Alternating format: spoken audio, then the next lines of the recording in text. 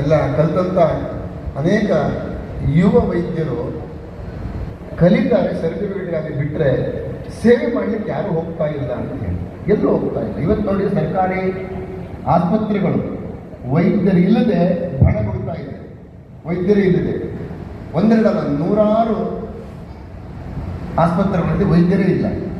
ಕಾರಣ ಏನಂದರೆ ವೈದ್ಯರ ಕೊರತೆ ಇದೆಯಾ?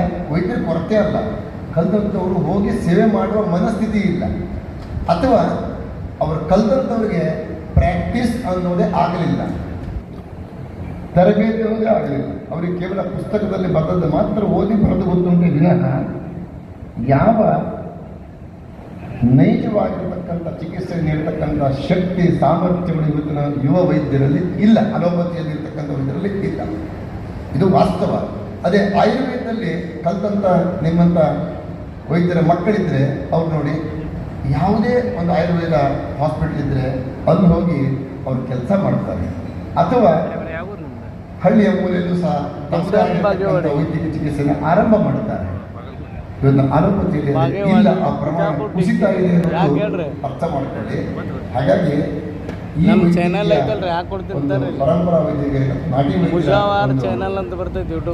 ವೈದ್ಯರಿಗೆ ಯಾರೂ ಆತ್ಮವಿಶ್ವಾಸ ಕಳ್ಕೊಳ್ಬೇಕಾಗಿಲ್ಲ. ಇವತ್ತು ನಿಮ್ಮ ಆತ್ಮವಿಶ್ವಾಸ ಕಳಲಿಕ್ಕೆ ಇವೆಲ್ಲ ಕಾರಣಗಳಿದ್ದಾವೆ. ಆದರೆ ಇದನ್ನು ಕೆಲಸ ನೀವು ಮಾಡಿ ಮುಂದಿನ ಭವಿಷ್ಯ ಕೇವಲ ನಮ್ಮ ಹಳ್ಳಿ ಅಲ್ಲ, ನಗರ ಅಲ್ಲ, ರಾಜ್ಯ ಅಲ್ಲ, ದೇಶ ಅಲ್ಲ, ಪ್ರಪಂಚವೇ ಪರಂಪರಾಗತ ವೈದ್ಯರನ್ನು ಗೌರವಿಸುವಂಥ ಕಾಲ ಸಮೀಪಿಸುತ್ತದೆ. ಯೋಗಕ್ಕೆ ವಿಶ್ವಮಾನ್ಯತೆ ಹೇಗೆ ಬಂತೋ, ಹಾಗೆ ಪರಂಪರಾಗತ ವೈದ್ಯರು ಸಹ ವಿಶ್ವಮಾನ್ಯತೆಯನ್ನು ಪಡ್ಕೊಳ್ತಕ್ಕಂಥ ದಿನ ಖಂಡಿತವಾಗಿ ಬರ್ತದೆ ಅಂತಕ್ಕಂಥ ಸಂದೇಶವನ್ನು ನೀಡ್ತಾರೆ. ಈ ವೇದಿಕೆಯ ಎಲ್ಲ ಪೂಜ್ಯರ ಆಶೀರ್ವಾದ ನಿಮಗೆ ದೊರಕಲಿ. ಜೊತೆಗೆ ಆಂಜನೇಯನ ಅನುಗ್ರಹ, ಆಂಜನೇಯ ಭವರೋಗ ವೈದ್ಯ, ಸಂಜೀವಿನಿಯನ್ನು ತಂದಂಥವನು ಅಲ್ವಾ, ಅವನ ಬಗ್ಗೆ ಮತ್ತೆ ಬೇರೆ ಹೇಳಬೇಕಾದ್ದೇ ಇಲ್ಲ. ಅವನು ಎಲ್ಲವನ್ನೂ ನೀಡ್ತಕ್ಕಂಥವನು. ಎಲ್ಲವನ್ನೂ ಇದ್ದರೂ ಸಹ ಕೆಲವರಿಗೆ ಯಾವ್ದು ಕೊಡಬೇಕು ಅನ್ನೋದು ಬುದ್ಧಿ ಗೊತ್ತಾಗೋದಿಲ್ಲ.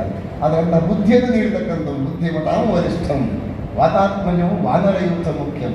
ಅಂತಹ ಆಂಜನೇಯನ ಪೂರ್ಣ ಅನುಗ್ರಹ ನಿಮ್ಮ ವೈದ್ಯರಿಗೆ ದೊರಕಲಿ.